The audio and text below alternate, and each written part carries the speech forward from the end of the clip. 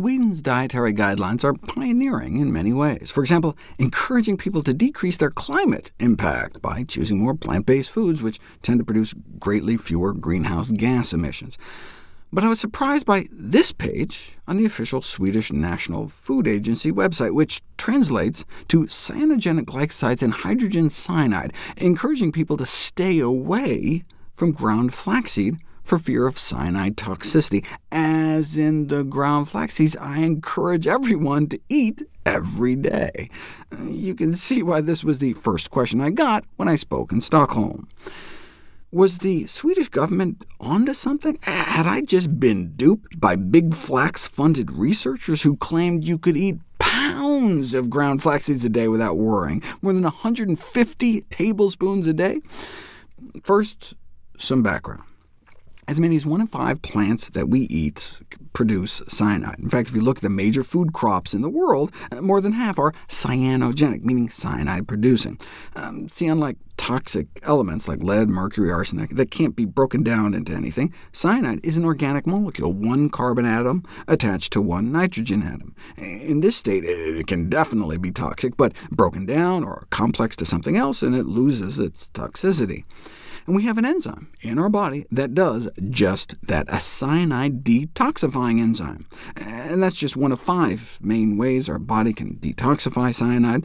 It does require protein to do it, though, and so that's why you can read about chronic cyanide toxicity among malnourished populations in Africa trying to live off of improperly processed cassava root. But as long as we're getting adequate protein in our diet, our body can detoxify the normal amounts of cyanide we eat every day. Now, there's a rare congenital genetic condition called Leber's disease, where you're born without the ability to detoxify cyanide, and indeed, yeah, you could go blind drinking apple cider or something, but otherwise our bodies evolved to be cyanide detoxifying machines. But, obviously there's a limit. For example, a case of cyanide poisoning after bitter almond ingestion, not regular almonds, which produce about 40 times less cyanide, but bitter almonds, which you can't even buy. They're used in flavor manufacturing. But if you did, eating 50 of them could kill you, or even just a handful for a small child. This suggests that eating 2,000 regular almonds at one sitting could also be bad news. You can't buy bitter almonds, but you can buy apricots, and apricot kernels, which are the seeds inside the stone, actually have pretty toxic levels, and have indeed been implicated in cases of severe cyanide poisoning, all linked to the Laetrile cult of cyanide, promoting poison for profit that I talked about previously. So I'm totally sympathetic to regulators wanting to take a precautionary approach, but are flax seeds like bitter almonds, where just a few ounces could kill you, or more like regular almonds, where regular dietary intake wouldn't even come close? Although the fact that flax seeds can produce cyanide sounds like it would be a significant health concern, it's not, for several reasons, says flax industry-funded scientists. First, the adult human body has the ability to detoxify up to 100 milligrams of cyanide a day. That's where they come up with their pounds of flax seeds a day are safe number. And if you want to eat more than those totally unrealistic 150 tablespoons a day, you could just eat them in baked goods, since cooking destroys the cyanide, and eating 7 or 8 tablespoons of raw doesn't even bump urinary thiocyanate levels, which is an indicator of cyanide exposure, so it doesn't even look like your body's even exposed to it. Thus, the toxicity of flaxseed from cyanogenic glycosides is not, evidently, a realistic health threat. OK, let's unpack that. The cooking part is mostly true. Yes, bake muffins with even a quarter cup of ground flax each for 15 to 18 minutes at about 450 degrees Fahrenheit, and the cyanide-forming compounds are gone. Looks like the same thing happens with baked bread, but bake ground flax seeds on their own, and even an hour at 350 only wipes out 20%, though baking them whole wipes out 80%.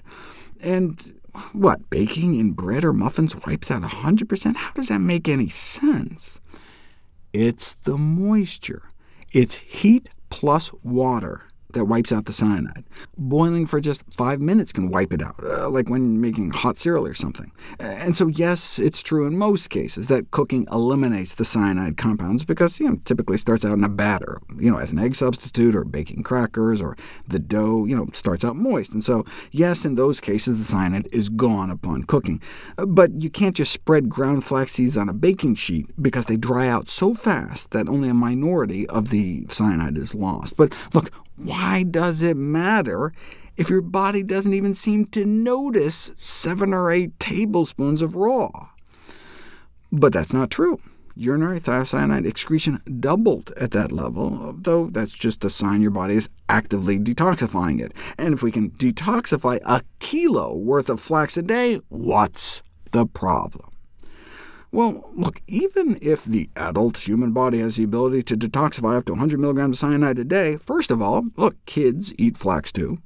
Second of all, a kilo has more than the 100 you said we could detoxify, about 50% more, and I'm not interested in how much we can detoxify up to. For safety, you're interested in the worst-case scenario, not the best-case scenario. Would someone please just give people different doses of flax seeds and just measure how much cyanide ends up in their blood? But that's never been done until now, which we'll cover next.